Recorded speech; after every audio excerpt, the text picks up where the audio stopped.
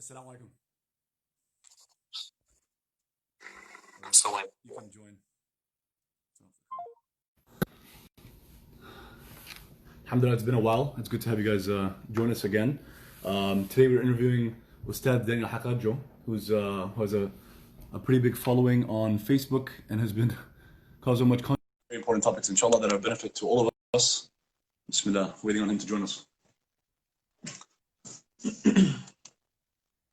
Assalamu alaikum. How are you?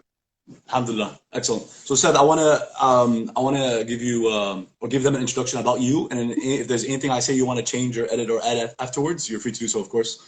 Ustad Daniel Haqiqatjou is the president, the founder, and the head of Muslim Skeptic, and from what I understand, the purpose of it is to empower young Muslims, to give them the confidence and courage to recognize that we need to deconstruct the deconstruction, that we're attacked from all different angles, from many different intellectual traditions, lifestyles, cultures that are contrary to our faith and to our tradition, and he wants people to understand and to equip them with the tools to do so, to recognize that we live in modern times and we don't have to be brainwashed by every ism and schism, to go with every flow, and just to basically to be confident in our faith. Ustad, what do you think? Was that good?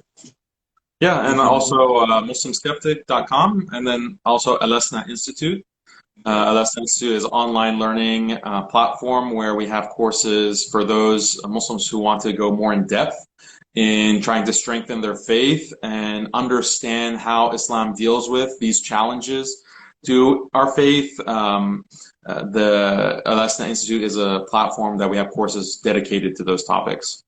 Perfect. Okay, Ustad, let's start off with possibly the topic that most comes up in your posts, right? Alhamdulillah, I've been following you for a number of years, read maybe a few hundred posts, benefited a lot from the topic of atheism, right? The neo-atheist movement. What is all that about?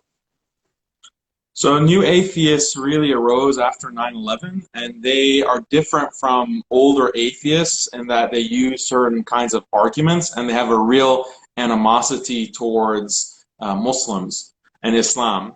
And so you have figures like Sam Harris or Richard Dawkins, who is an Oxford biologist. And they basically, the whole argument is that religion is obsolete. All religion does is create blind followers who are not willing to listen to reason, not willing to follow science. So they have these kinds of very standard cliched arguments that they use against all religions, but in particular Islam. They view Islam as being more barbaric, being more irrational. So it started, I would say the movement started about 2004, the New Atheist Movement, and that was with the publication of Sam Harris's book on atheism. And then now in 2020, it's kind of petered out.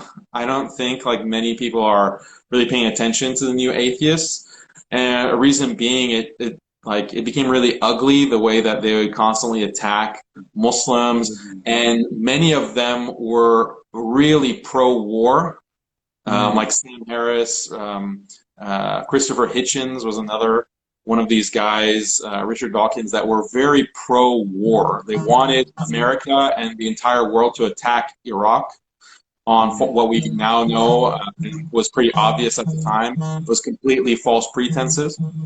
So people saw that these guys are hypocrites. They supposedly are about Enlightenment values and peace or whatever, but they're advocating torturing Muslims, they're advocating bombing. Sam Harris said we have to nuke Mecca. Like, just have that as a deterrent, because Muslims are so barbaric. Yeah, well, we have to keep them in. The ends justify the means, basically, right? Exactly, exactly. So, I mean, they're not really that important. I think a bigger threat to Muslim youth is not new atheism. New atheism is old news. It's died. But really, you have a problem of what some call intellectual apostasy or intellectual atheism.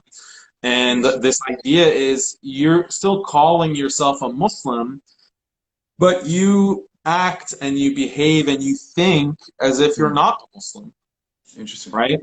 So you might think that like a Muslim is supposed to use the Quran, is supposed to use the example of the Prophet Muhammad, peace be upon him, as the model for their life. And how do you think, how do you behave?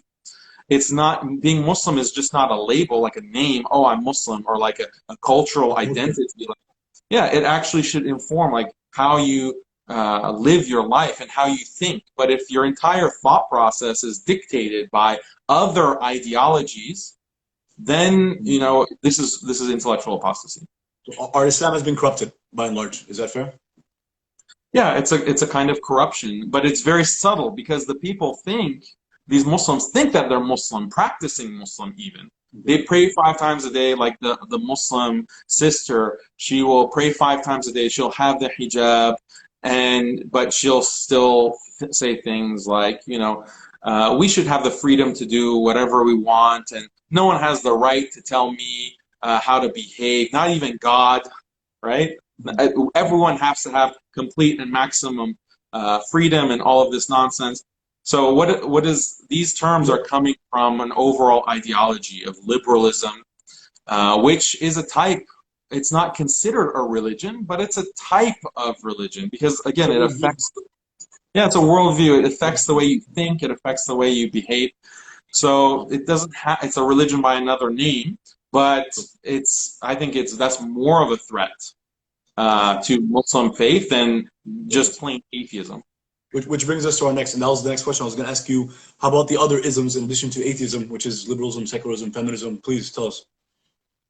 Yeah, so all of these isms are related. They arise within Europe and America within the past 300 years.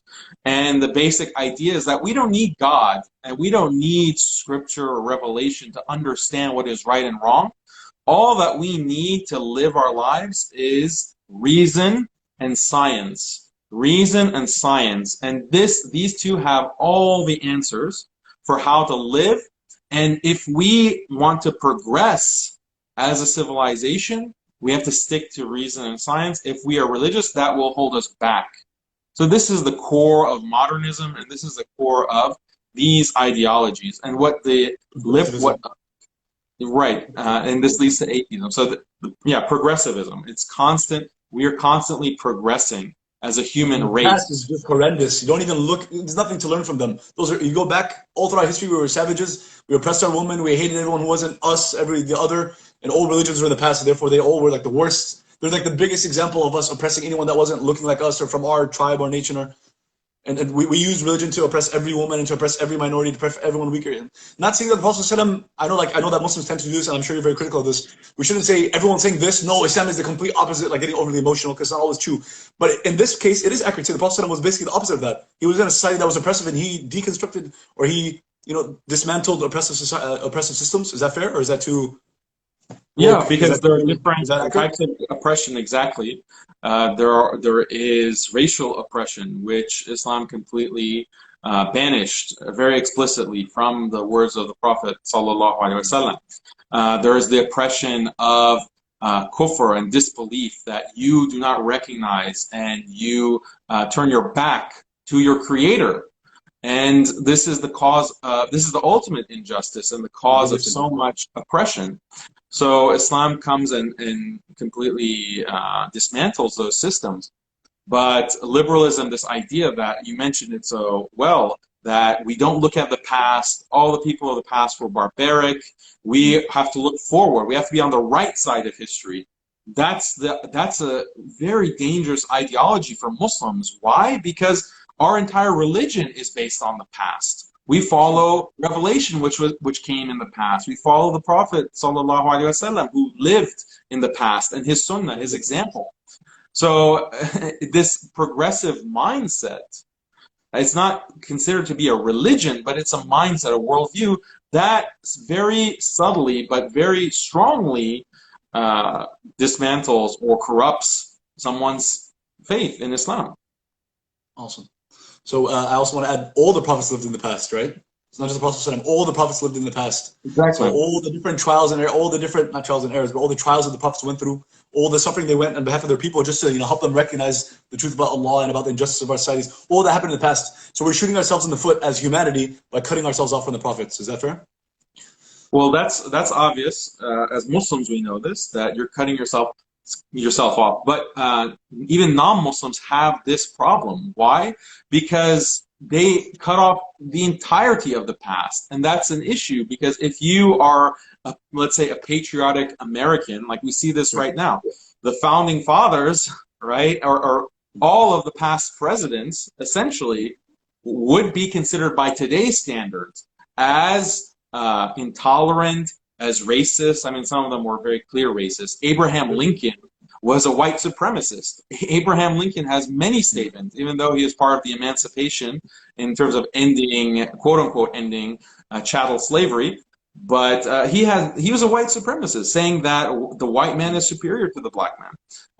But even think about homophobia, right? Because according to those standards of LGBT that we have today, or that are being imposed today, even someone like Barack Obama, even Hillary Clinton, they were opposed to many LGBT rights, and they said very clearly that as early as 2010, 2013, that marriage is between a man and a woman. So it's not even 10 years that the standards have changed, and all of those figures, they're still alive and well, and for some reason are seen as heroes.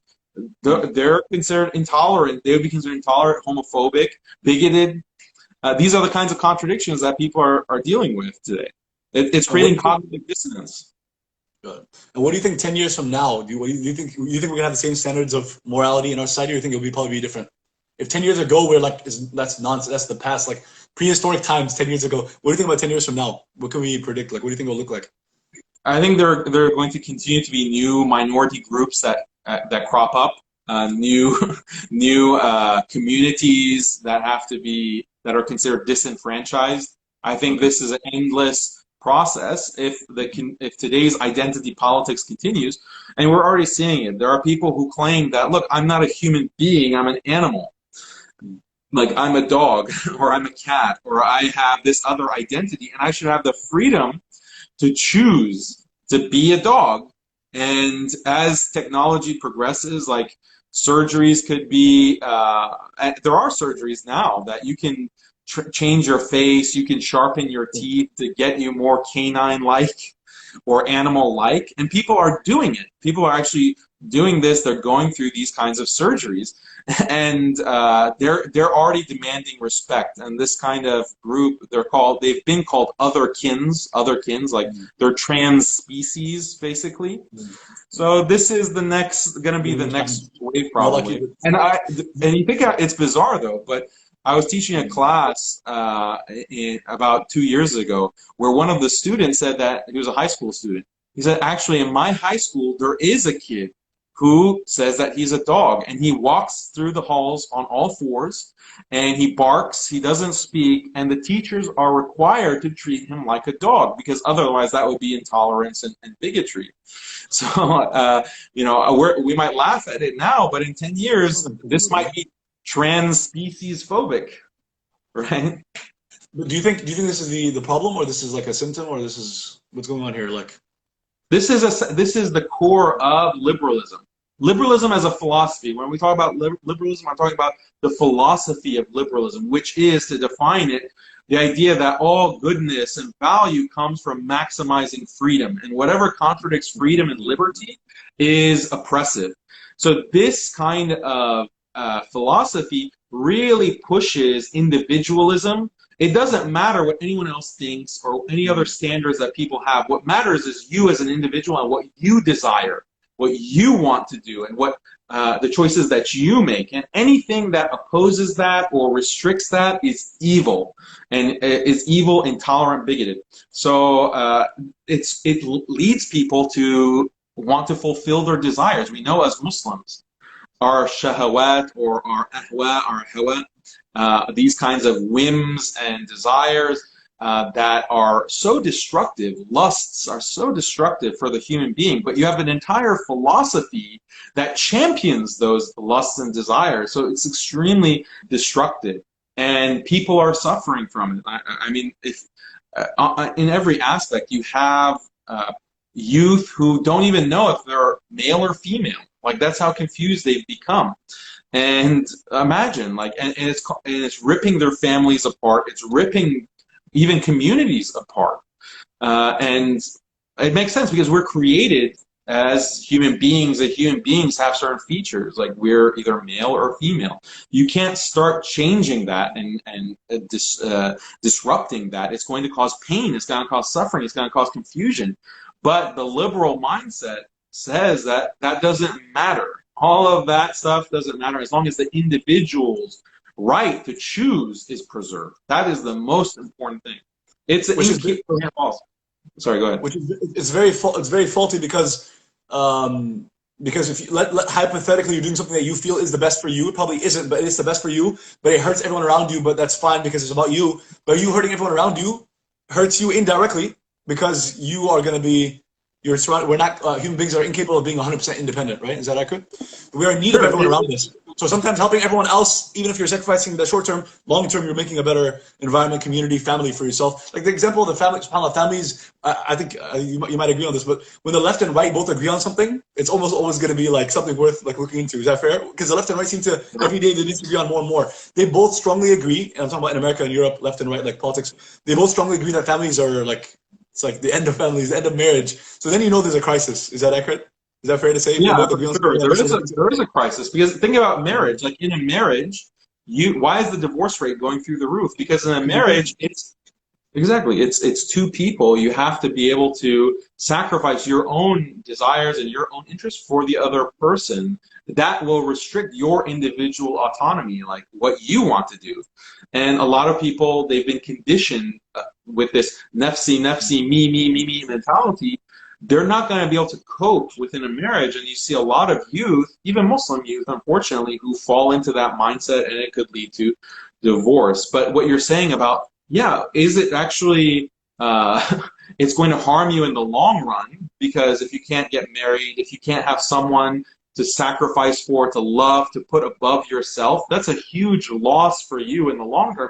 Also in the short term. It causes a lot of problems, because our nature, again, we're created by Allah to be a certain way, and Islam is perfectly designed to match with our nature and who we are. And human beings actually are not naturally individualistic. Naturally, we're not, oh, it's only about me. Naturally, we want to help others. We want to sacrifice for our family. We want to sacrifice for children. That's something that we need as human beings, but liberalism throws that all out and says, no, the individual is only important. Building up a family and then building up finding your mate, having kids, building up a family, building up a tribe, building up nations, and cooperating with other nations, that's human nature, right? That's part of fitrah. And so our deen has something to say about every level. Is that accurate? Exactly.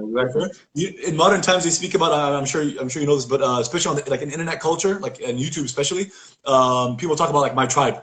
Somebody, let's say, has 100,000 followers on YouTube or 1 million or whatever. They're known for, let's say, it's a man known for fitness, for example. But he has a bunch of young boys that watch him and they want to learn about masculinity and maleness. I'm actually thinking of someone particularly. But anyway, people like that, they talk about like my tribe. Not really, and it's kind of a joke. It's not literally a tribe. You might not even meet these people. They're all over the world. But it's actually interesting because as like the whole world seems to be more and more plugged into the internet, so this tribe is actually real in many ways. Like if where you shop and who you buy and who you listen to intellectually and culturally, and how you spend your time and the people you follow, like these people are like modern prophets. I don't know if you want to speak about this. I know I didn't ask you, but like the future of like internet culture and tribes, if you want to speak about it. Yeah, absolutely. Because there is this human nature that you do want to make connection, but the connections that we are meant to have with family and community, organic around us, that exists in many parts of the world that haven't been destroyed by modernism and liberalism. If you take all of that away, then you're left with these individuals by themselves, right? Living alone, going to work, waking up alone, going to work in an office, in a cubicle, doing their job, then going back home and sitting in front of Netflix ordering takeout. Is that all that human existence is meant to be? And then if you want some kind of human connection, just like you order food on your phone, you order Tinder or you order someone to come sleep with over your phone. This is the reality that's been constructed for us, and people are internally, they have a feeling that this is not the way we're supposed to live, and they haven't identified the source of the problem. They haven't understood the source, and they don't know the solution. The solution is Islam. But they try to use these substitutes, these cheap substitutes, to give them feeling, to help their mental health. So like you're saying, online tribes, like, oh, I feel like I'm part of a group now. It's just we're wearing the same t-shirt, maybe. yeah, we're all wearing the same t-shirt. We like have memes that we share. Like this has become the substitute for civilization. We have core values: love, respect. Everyone believes in love and respect, and like it's contextless. But people are trying to fill the void of which can only be filled by Allah, who created the void in our hearts. Yeah. Exactly. But let's so yeah, the next point, and I guess we naturally transitioned into tell us about marriage. What's your advice to someone who's married? I've actually spoken about it to a number of my friends and to the high school kids that look up to me, alhamdulillah, that I have that role in the community. But I also am not married, so I know that I can say like, marriage is part of our deen, completing other. I can say things like that. I think an ayah, hadith, or like, say, guys, there's a problem around the world. I'm listening to the experts saying there's a marriage crisis. I can say these things. But then if you're not married, you really can't do much or say much, and you can't really be part of the solution as much as I would like to. So someone who's been married for how many years, if you don't mind me asking? 11. 11, mashallah. And you have, I think, two kids? 3? 4. 4. Mashallah. I think I'm at 2. Okay, mashallah. Allah bless you and protect you. What do you think? Are you going 4 down, 8 more to go, or what? I don't know about that. We'll see. Have you ever seen the movie Cheaper by the Dozen? Maybe you don't watch the movie, forgive me, but you never. Okay, it's kind of when I was a kid. It's kind of cute. It's like 12 kids, and it's like family that's like very chaotic, and they all play sports. And anyway, it's drama and stuff. But it's like John, Michael, Sally. It's a white family in the suburbs, But so since I watched that, I love kids. I don't know you, director. Maybe you've seen me around kids. But when I talk to somebody about marriage, I'm like, listen, I want to tell them like in a nice way that I really like kids. So I'll be like, listen, I want the same thing like Cheaper by the Dozen, but I want them to be like Khalid, Walid, Salah, Fatima. And people so far people have run the other way, and I'm like, yo, I don't mean literally 12, but like I love kids. Anyway, so alhamdulillah, so mashallah, 4 kids. May Allah bless you and protect your family. You have, and you've been married for a while. And I believe you and your wife have taken on the role that you would like to, give people advice in terms of marriage. So what's your advice for us? For someone who is married right now, or someone who wants to get married? Yeah, no, for the, young, teenagers, 20-year-olds, 30-year-olds that are not married. What, the Muslim community. If you're not married, I guess the most important thing is what Islam offers in terms of marriage is so much superior and so much better and so much more fulfilling than what the status quo and the modern world and American or Western culture offers you. It's so much better. And I hear so many sad stories of girls and boys, they're dating, something happens, they're constantly in emotional turmoil. They don't know, like, okay, is this person committed to me? Because the human heart naturally wants to attach to someone and be with someone, in a committed relationship. And that's what marriage is. But everything within the modern world speaks against that. No, commitment is bad. Like, you just want to be independent, just be by yourself. So this causes a lot of cognitive dissonance. It causes depression. It causes even suicide.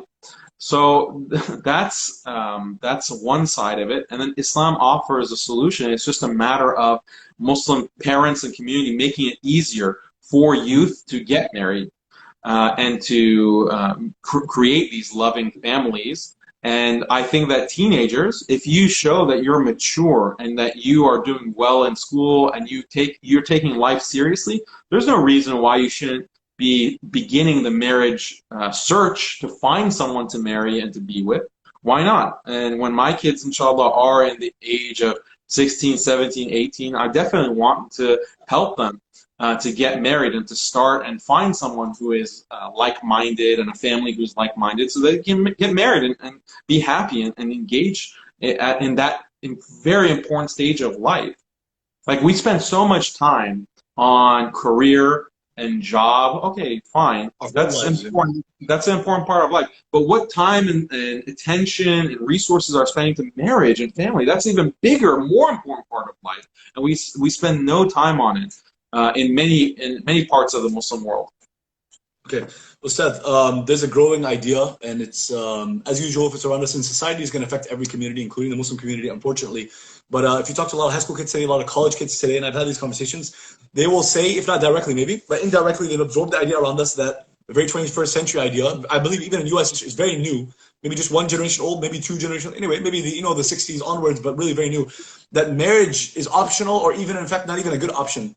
How do you respond to that, right? That it was this ancient institution, that it's a religious, and religion is human made, So it's a human-made institution, right? Marriage, and maybe it had its role in the past. It was probably oppressive in the past. Regardless, obviously people have different views, but we're obviously generalizing. But it was something of the past. It was an institution that maybe served its purpose, or it was an oppressive institution. And now, because we have all the freedom and all the choices, we definitely shouldn't choose marriage. Why would you choose this institution? And yes, it's natural, man, woman, love, etc. Fine, but you find a couple, you like her, she likes you, so on. You just live together, and or another way to say the same thing is, why should the state be involved in my life? Why should they be in my bedroom? Why should they be between me and my wife? Why should they be part of every contract and be part of, why do you have to make a business and politics out of everything? Why does the state have to interfere in our private life? Which also we get that they're right on that, from the point of view that the state in America and around the world today is very intrusive into our lives in many different ways. Muslims know this very well. But yeah, how would you respond to that notion of that? Wait, Muslims are saying this or non-Muslims? Well, I don't think so. This is kind of a society that we're around, but Muslim community absorbs just like everything else. Yeah. So I would say that. Wait, can you see me or hear me? Yeah, we're good. All right. So I would say that when it comes to Islam, marriage is between the man, the woman, and her family, basically her father, and Allah. Those are the parties concerned, and there are witnesses as well. So there's a community component. There's no state or government that has to impose or be involved. And so this is a union that Allah blesses and that He sanctions. It has nothing to do with the state. As far as what's happening today in this present world where everything is state-centric, then yeah, it becomes a problem when the state can determine certain things and restrict certain kinds of marriage. For example, polygamy is banned or is illegal.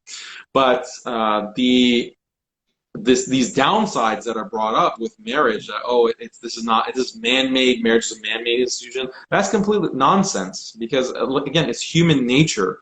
Human nature is actually, when we look at many different cultures, they have certain characteristics. So marriage is one of these universal aspects of many cultures. Polygamy actually is a universal aspect of many cultures, and patriarchy.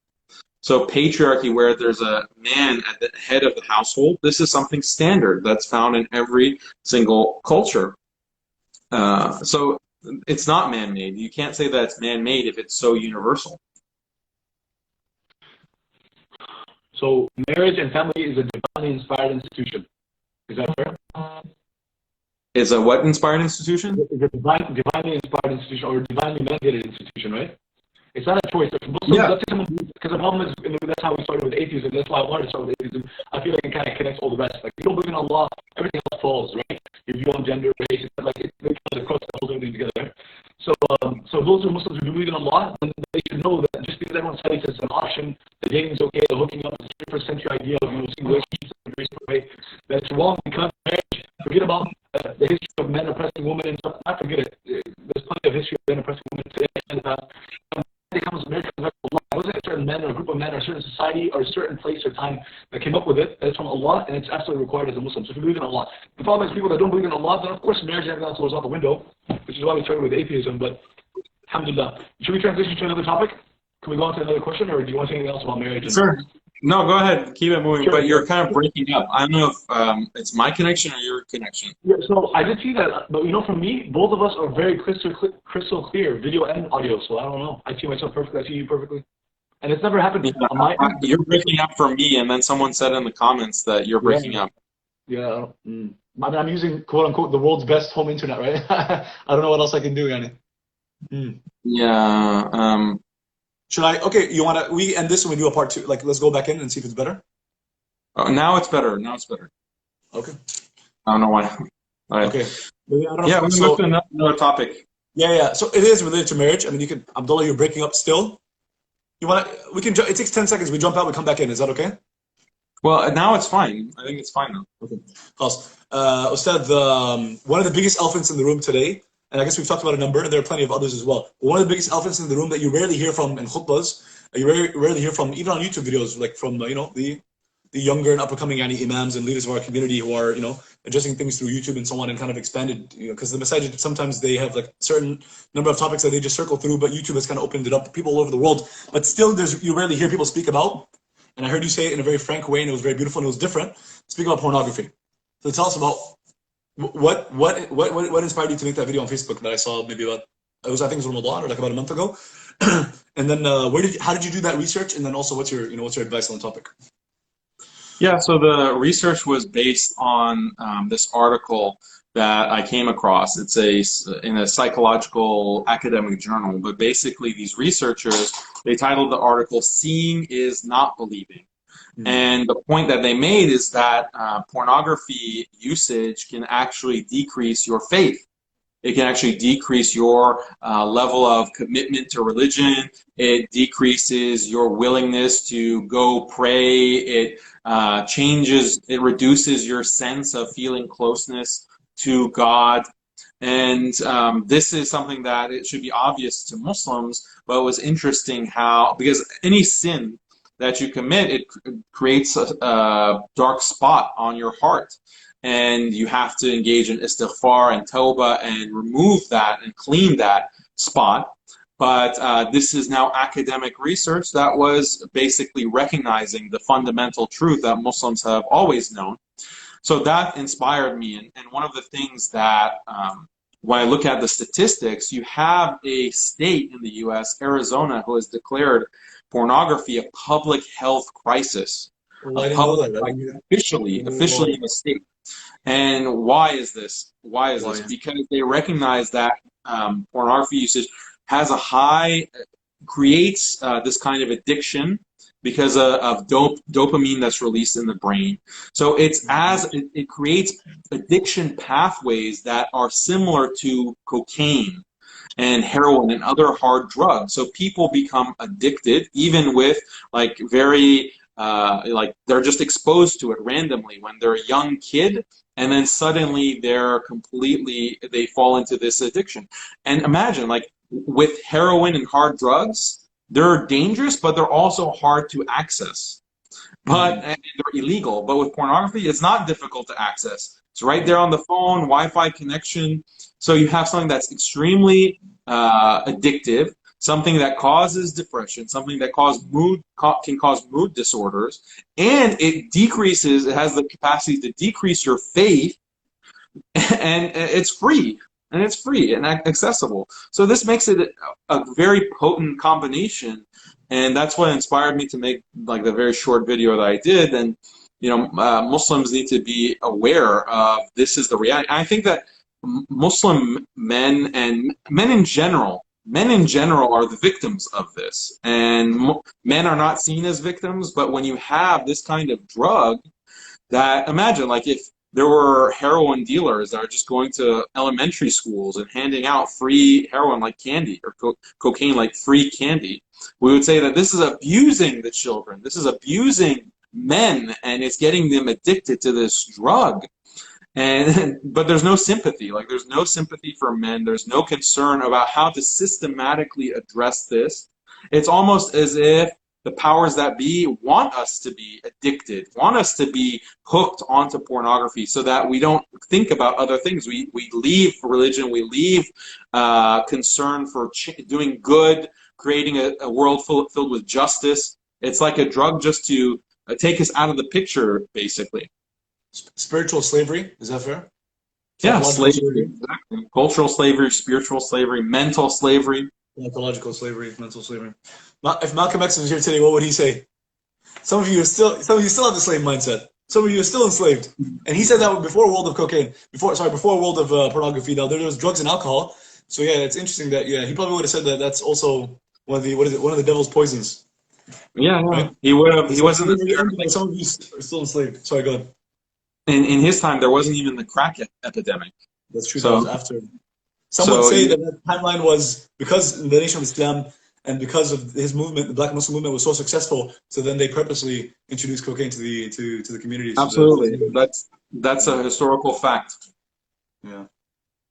And you did mention that video on Facebook. I don't know if I thought you would bring it up. You didn't mention it directly. The pornography is similar in that it's a tool used by elites. Oh, you mean on Facebook? That's all you said. Oh, what did I say? I don't remember. You said what you said was very common among Palestinians. That anywhere in the world we go, I'm not saying it's wrong. Anywhere we go, any problem we see, it's the Zionists. You said it's the Zionists who pornography. I mean, I believe it. No, But well, yeah, I mean, look at the people who are behind the industry, and this is something that even Israeli news outlets admit that the IDF used pornography as a weapon against Palestinians when they were sieging. I think it was Gaza or Ramallah. So the Palestinians were locked in their homes, they were locked down, and the only source of news was Palestinian news channels. But Israel overtook and hacked those broadcasts and started distributing pornography as a weapon against the Palestinians. So Israel has a history of using pornography as a weapon. And as far as the West, if you look at who's really behind the pornography industry, I'll leave it to people's research. Yeah. But it's a very pro-Zionist industry. It's a very and anti-Palestinian. Like you'll have these moguls of pornography who will denounce Palestine, and they'll be very pro-Zionist. So make your own conclusions. I got you. And I believe, correct me if I'm wrong, I think Salah ad-Din al-Ayyubi said something about this. Obviously, it wasn't pornography at that time, but he said something about the idea of like corrupting the youth and about any related issue of like gender interactions and sexual dynamics, etc., and that how it like weakens the soldiers. Is there a quote something like that that seems relevant? Something. Yeah. I think off the top of my head, I think he said that if you want to destroy a nation, just fill it with sexual, lust and deviance and shamelessness, where people are no longer lower the gaze. They just indulge in all of these lusts. And this is not something that only Muslims have recognized or Muslims know. It's something very clear in history. The rise and fall of civilizations. When you start engaging in decadence and lusts and unbridled individualism, then that's when your society is going to crash.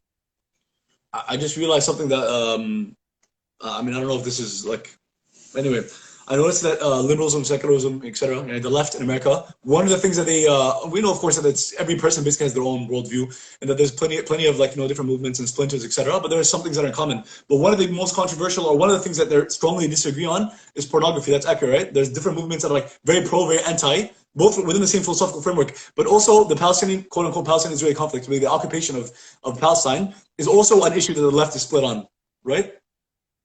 The left, yeah, they are, because the establishment. Go ahead. Right, exactly. The establishment Democrats are pro-Israel, so they're progressive except Israel. They're progressive except Palestine. Yeah, I think the principles aren't applied. Right? The same principles for like Black Lives Matter movement and justice for racial justice and other issues, Latinos, this and that, Muslims, Islamophobia, quote unquote, Islamophobia, all these things should naturally, someone with that worldview should naturally also side with Palestine. It should be super clear, right? But yeah, but they don't, right? Or they're split on this issue. But then on pornography, it's if it's about woman empowerment and it's women's rights, it's about respect and dignity for a woman. It should be clearly anti-pornography. But plenty of them it's like split. They're for pornography, but like that's liberation for women. Like that's oppression of women. I don't know. I just thought it was interesting that these two issues they're both split on. But that's an interesting point. I mean, it's something with pornography. I think that boys and men are the primary target and the primary victims of that. But now women are in danger too, and girls are in danger too. And there was always this phenomenon of sexting, basically taking naked pictures, and girls doing that. You have Instagram and social media that feeds this kind of a woman's desire. Like if men have the lust to want to look and consume, then women have the lust to want to show themselves and display their beauty. And the internet so far in pornography has catered to the lusts of men, but now increasingly it's catering to the lusts of girls and women too, because you have sites, and this was in the news, sites called OnlyFans or something like this, where you can create basically your own pornography channel and post, and then you can get fans to subscribe, and pay money to get naked pictures and videos of you. So girls can now be independent and take advantage of this kind of online marketplace that's been created. So who's behind these kinds of satanic technology. Like, is this really what society needs? Is for women to be empowered to sell their bodies, essentially to be online prostitutes? This is like the new way, like the new technology that is affecting, unfortunately, some of these youth. People find it hard to see that the pornographic industry is very oppressive to women. It should be so obvious. Well, like I said, it's oppressive to the main victim has always been men. Well, no, but I meant okay. Now, yeah, consuming. Yeah, but I'm talking about something slightly different. I'm saying I agree that that men are probably the vast majority of the viewership, and that they're victims even if they don't see it. Yes, and the issues it has on them and their families. No, I'm saying, but the industry. So not the content, not the view. I'm saying that the industry itself of using the woman for like paying them to do that stuff. That's oppressing them because they can choose not to do that. yeah, but okay, but is it that simple? Because I'm sure if I should do more research. I'm maybe arguing from ignorance, but I felt if I did more research, I'd find that for every, let's say, 100 people that end up becoming these celebrity, famous, they make $1 million a year or whatever. I'm sure some of them they're celebrities, so they're making a lot of money. Their social media followings are big, right? Like they're kind of seen as like, oh, just like athletes and musicians, like people trying to normalize it, right? But anyway, that they're successful in that industry. But for every 100 of them, how about the million, thousands or hundreds of thousands of women around the world that are traded, slave trades, and they're they're shipped in through Houston, through Galveston, and they're taken to places, and all sorts of stuff that are done to them. Like, isn't that? No, there's trafficking. Okay, that's definitely abuse. They're not related.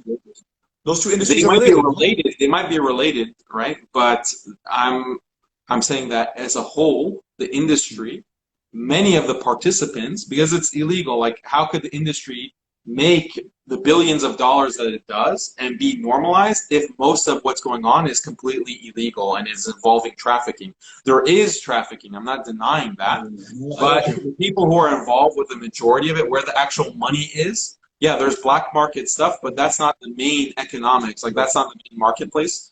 All of the rest is, by choice. Is it a free choice? I don't know. If you're being bombarded by this message that pornography is natural and it's wonderful, and you're a girl and you've been indoctrinated to want to constantly beautify yourself and be sexy and go on Instagram, then yeah, you are being groomed in a certain way. You're groomed by the entire culture, and you can be considered a victim in that sense. But as far as you're making the choice to do that, okay, you're making the choice. The person who is consuming it is also making the choice. So I think there's victimization on both sides. So our society is oppressing women to the extent that they see it as a normal business transaction that could be the best thing for them, the best way for them to feed themselves and their families. So it is oppression, but maybe it's level 2. It's like indirect.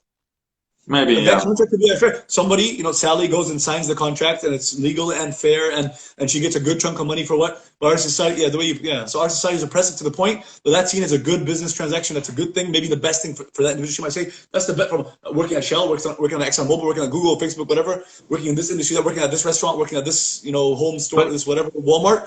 I'm going to work at this place. I was about to say best bang for your buck. Astaghfirullah. The best value for my time and effort, etc., and talent. Yes, subhanAllah. This is an oppressive society, man.